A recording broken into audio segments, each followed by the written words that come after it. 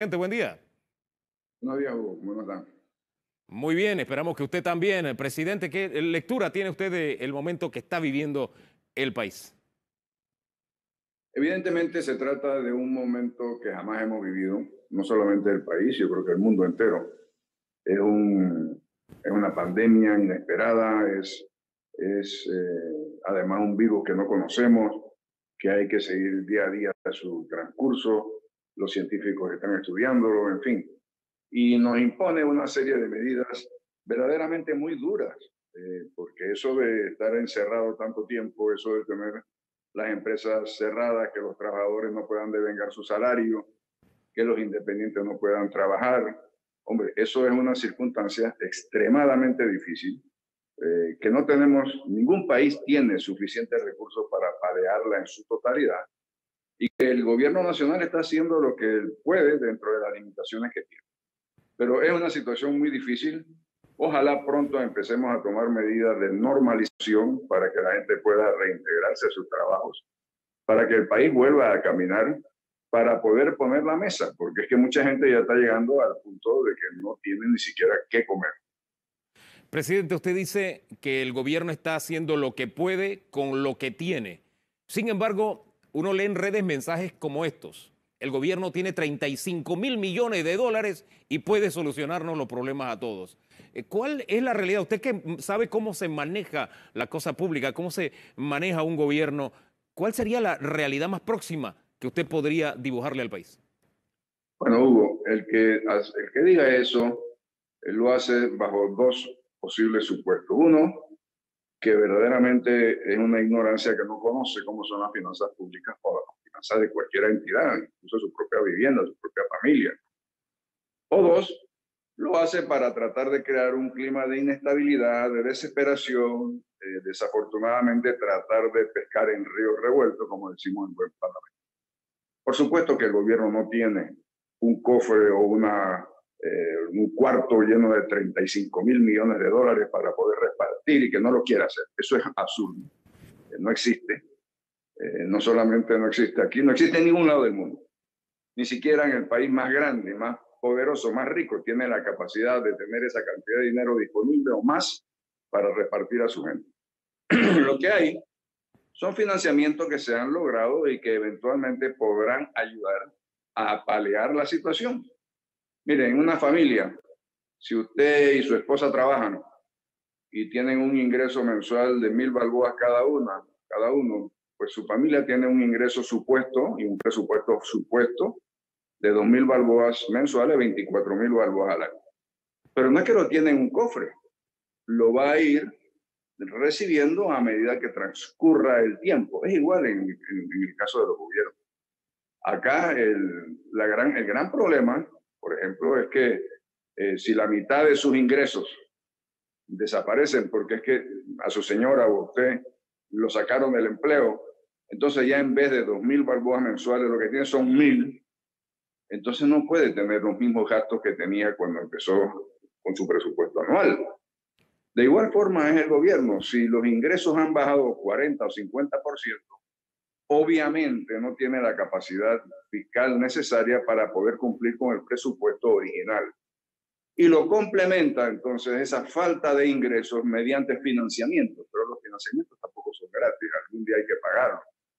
Pero ese dinero va a entrar en la medida en que se transcurran ciertas circunstancias y se vaya necesitando y se vaya desembolsando. Presidente, usted dijo que quienes presenten este tipo de información lo que están tratando es de pescar en río revuelto. Su lectura política es que hay quienes están tratando de pescar en río revuelto en medio de la pandemia. Yo no tengo la menor duda. Es muy lastimoso decirlo, pero es así. Hay personas, hay grupos, hay individuos que están tratando de crear un clima de zozobra, de no credibilidad, de que aquí todo el mundo son ladrones, de que todo lo que se hace está mal hecho, con el único propósito de presentarse después como la solución a los problemas que no se han podido solucionar. Es muy lastimoso porque es muy duro con la sociedad que alguien o algún grupo de personas esté tratando de crear ese caos para tratar de, como buen panameño decimos, de pescar en río revuelto. Así es que sí tengo la certeza que es así. Si usted tiene la certeza, ¿usted se aventuraría a decir los nombres de esos grupos o de esos individuos? Obviamente son personas descontentas con la administración o personas que son adversarios, que son grupos políticos opuestos al PRD y al presidente Cortizo.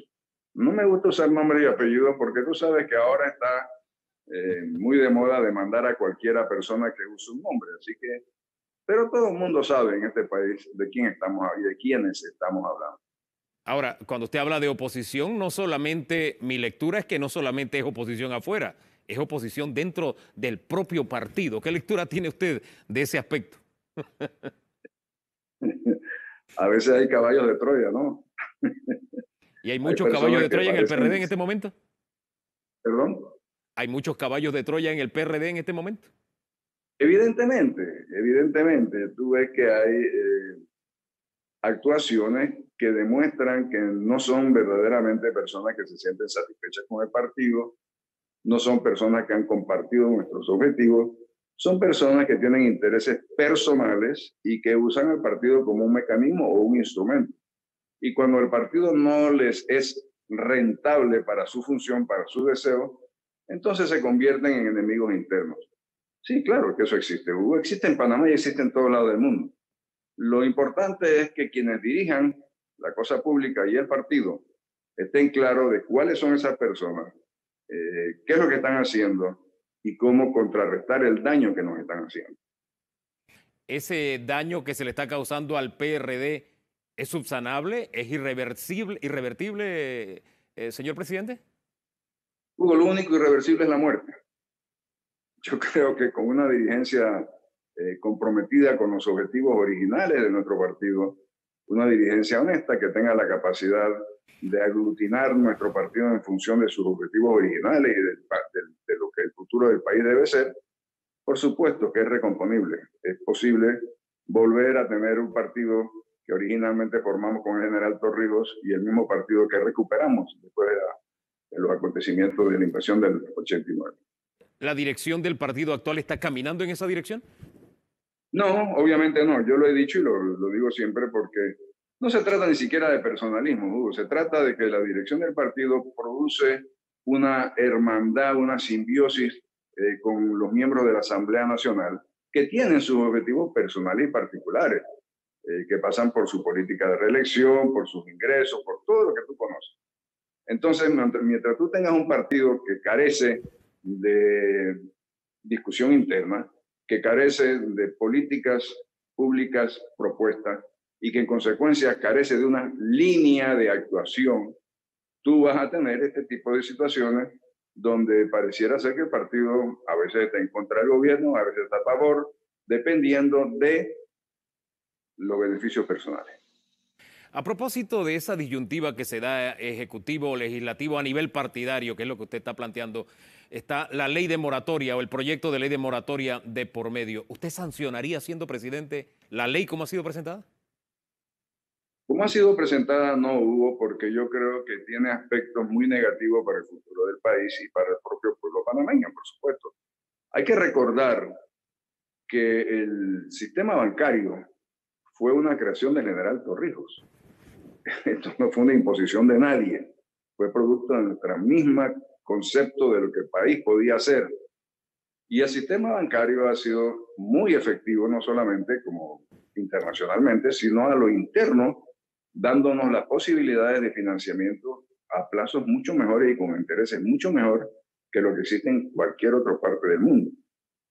Luego, hay partes que sí, yo creo que pueden ser reglamentadas adecuadamente para evitar el abuso. Por ejemplo, que se prohíban los lanzamientos, por ejemplo, que la moratoria incluya una extensión en el tiempo de las obligaciones, por ejemplo, que nadie le corten la luz eléctrica, en fin, todas esas cosas que se pueden hacer bien, quizás aspectos de esa ley se pueden aprobar y luego reglamentarlas para que no le haga daño ni a las empresas y le ayude al mismo tiempo al consumidor.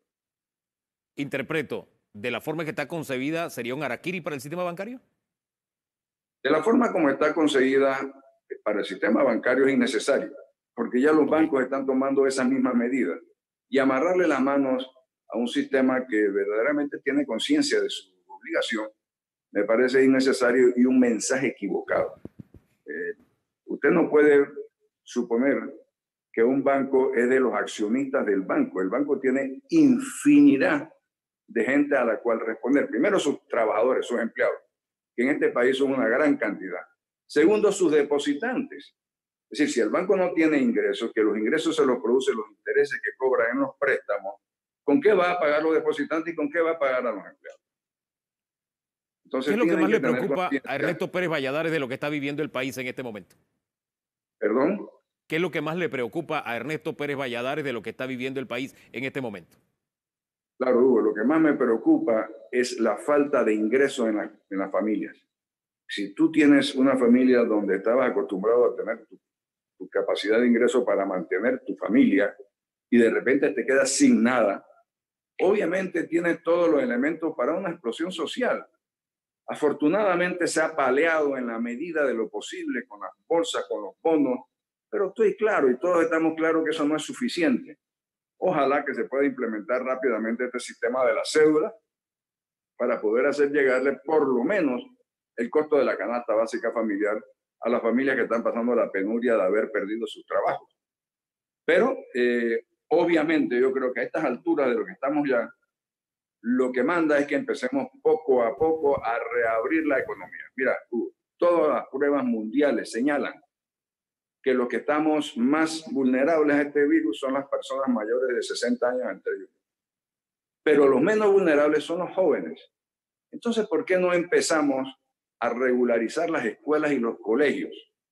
Que aquellos maestros y profesores que tengan menos de 60 años puedan volver a su labor, a su trabajo de educar el futuro de este país.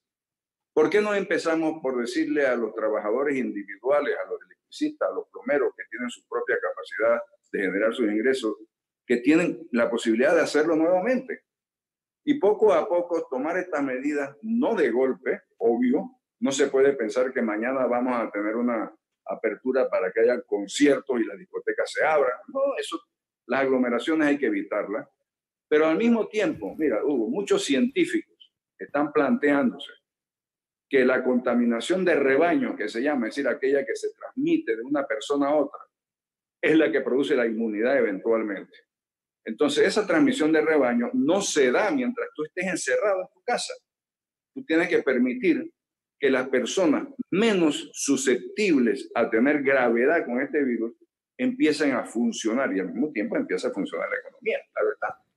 Así es que yo espero que en las próximas semanas el equipo de salud pública, que es un extraordinario equipo que se ha montado, tome en consideración esas variables y empecemos poco a poco a regularizar el sistema, que nos tomará muchos meses volver a lo que quizás teníamos antes con algunas condiciones diferentes. Presidente, al inicio de esta crisis, el presidente Laurentino Cortizo mostraba mucho estos lápices: vamos a enfrentar esta situación, vamos a salir bien librados. Muchos indican que para lograr esa unidad se pasa necesariamente por un acuerdo político. ¿Usted ve esa posibilidad de que haya un entendimiento político con todos los líderes para lograr esa unidad de la que hablaba el presidente Cortizo? ¿La ve en el horizonte, la ve posible y lo principal, la ve necesaria? Evidentemente. Te iba a decir que no solamente es posible, yo creo que sí lo es absolutamente necesario. Porque es que la crisis no se va a acabar mañana o pasado. Esto va a tener va a ser un tiempo de recuperación en el que todos los panameños tenemos que estar claros que tenemos que trabajar lo más unidos posible dentro de nuestras diferencias que existen hasta en la propia familia, pero unidos en un objetivo que es la recuperación del país. Y yo creo que sí, la responsabilidad evidentemente le recae al Ejecutivo, la responsabilidad le cae a quien fue confiado por el pueblo panameño para dirigir la cosa pública, que es el presidente de la República. Y estoy convencido que lo hará. Yo creo que una vez se regulariza un poco el tema de esta pandemia, él procederá a pedir una reflexión nacional, a pedir un diálogo nacional con las fuerzas públicas, con las fuerzas políticas, para poder regularizar y unir al país en función de sus objetivos. Vuelvo al tema del PRD, precisamente o específicamente en lo que es la bancada PRD, porque han sucedido incidentes en las últimas semanas que incluso van a ir a la Corte Suprema de Justicia y hay cosas que se me quedan. Por ejemplo, que en reuniones de bancada sean comunes los empujones, como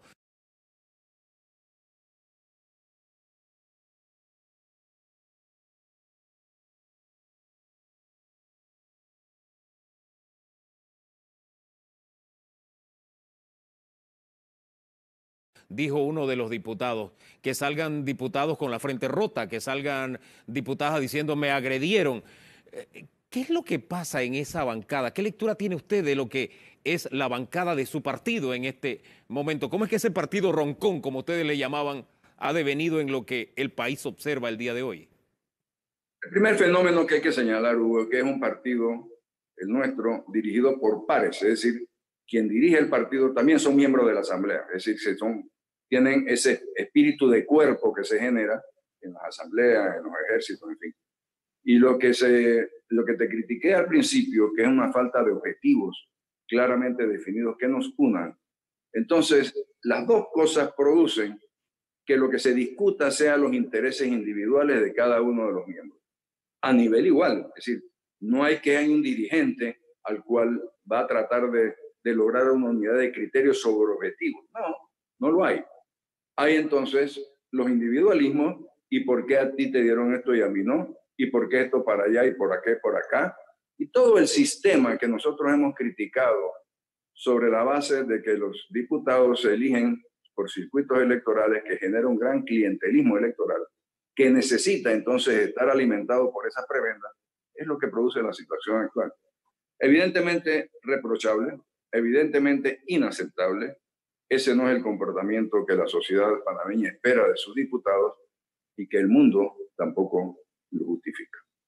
¿Cómo deben terminar estos incidentes, señor presidente? Disculpa, no ¿Cuál te debe ser el desenlace? ¿Cuál debe ser el desenlace de estos incidentes donde ha habido agresión física, evidentemente?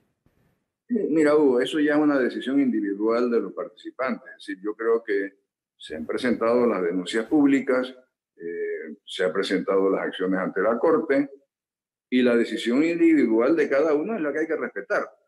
Lo que tenemos que buscar es un mecanismo para evitar que en el futuro se sigan dando ese tipo de actuaciones. Y ese mecanismo tiene que ser en base a la negociación, a la conversación, al señalamiento de objetivos y a la renovación del Comité Ejecutivo Nacional del partido.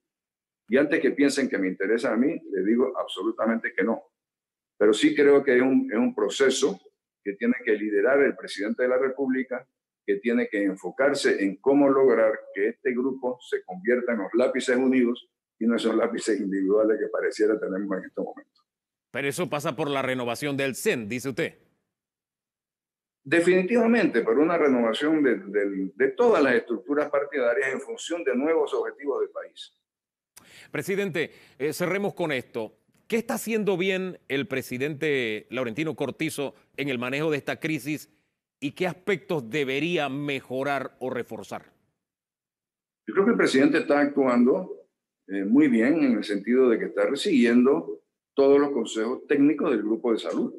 Es decir, aquí él la ha puesto al lado y ha visto del lado su actuación política para decidir, para poder entonces seguir los criterios técnicos que signifiquen que vamos a caminar en la dirección adecuada. Yo quisiera que, por ejemplo, la conferencia de prensa me gustó la de ayer, me parece que es un formato mucho mejor que lo que habíamos estado viviendo en el sentido de que se convirtieron en una especie de mecanismo para promocionar las instituciones, la guardia, la policía, qué sé yo. Pero la de ayer me parece que fue un cambio adecuado.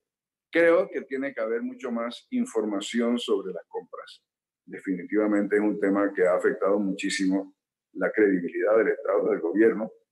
Y me gustó mucho oír que el vicepresidente va a exigir ahora un rendimiento de cuentas sobre todas las compras todos los miércoles, empezando por el día de hoy.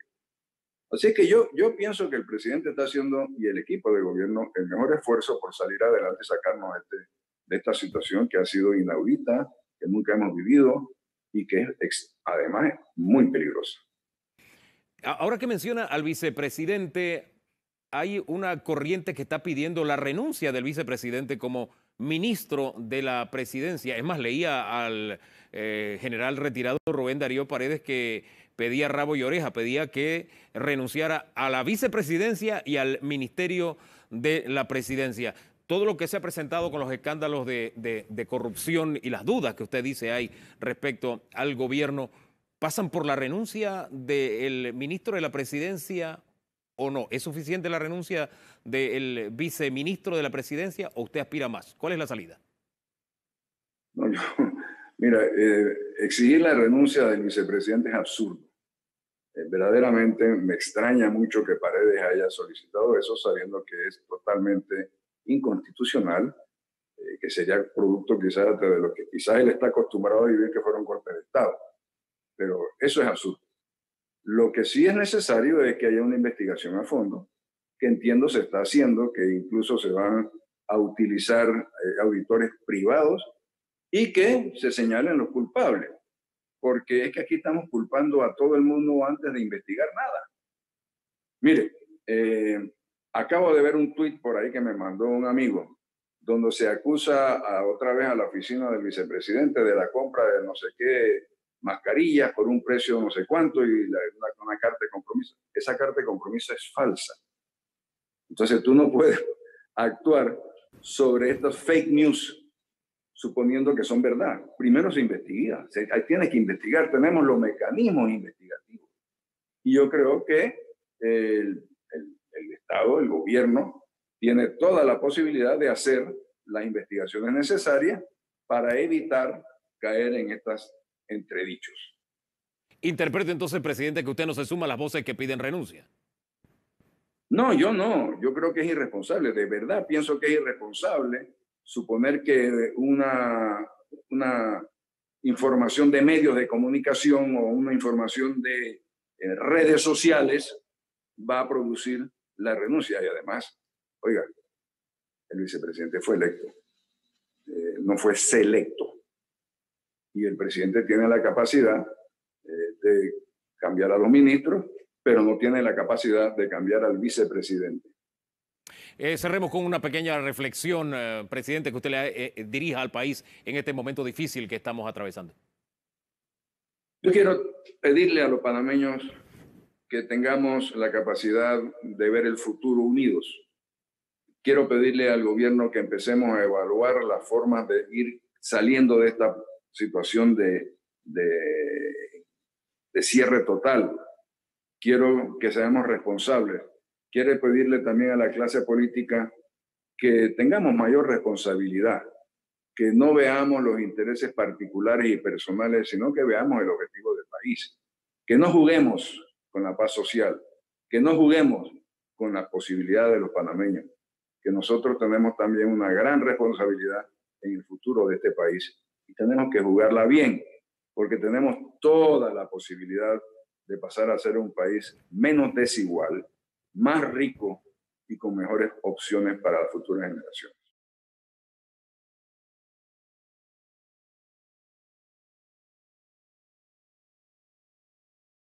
Señor ministro, buen día. Buen día.